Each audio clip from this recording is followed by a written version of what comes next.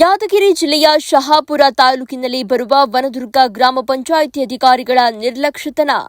ವನದುರ್ಗ ಗ್ರಾಮ ಪಂಚಾಯಿತಿಯ ವ್ಯಾಪ್ತಿಯಲ್ಲಿ ಬರುವ ವಾರ್ಡ್ ನಂಬರ್ 4ನೇ ವಾರ್ಡ್ನಲ್ಲಿ ರಸ್ತೆ ಹಾಳಾಗಿರುವ ದೃಶ್ಯವನ್ನ ನೀವು ನೋಡಬಹುದು. ಈ ರಸ್ತೆಯ ಬಗ್ಗೆ ಹಲವಾರು ಬಾರಿ ಪಂಚಾಯಿತಿ ಅಧಿಕಾರಿಗಳಿಗೆ ಮನವಿ ಮಾಡಿದ್ರೂ ಕೂಡ ಅಧಿಕಾರಿಗಳು ನಿರ್ಲಕ್ಷ್ಯತನ ತೋರುತ್ತಿದ್ದಾರೆ. ಆದ್ದರಿಂದ ಶಾಲೆಗೆ ಹೋಗುವ ಮಕ್ಕಳು ಮತ್ತು ಸಾರ್ವಜನಿಕರು ಹಾಳಾದ ರಸ್ತೆಯ ಮಾರ್ಗವಾಗಿ ಸಂಚರಿಸಬೇಕಾಗಿದೆ.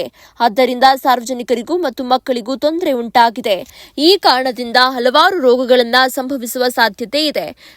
ಮಲ್ಲಯ್ಯ ಗುತ್ತೇದಾರ್ ವನದುರ್ಗ ಮತ್ತು ಹನುಮಂತ್ ವನದುರ್ಗ ಈ ಊರಿನ ಸಾರ್ವಜನಿಕರು ಈ ಬಗ್ಗೆ ಆಕ್ರೋಶವನ್ನ ವ್ಯಕ್ತಪಡಿಸಿದ್ದಾರೆ.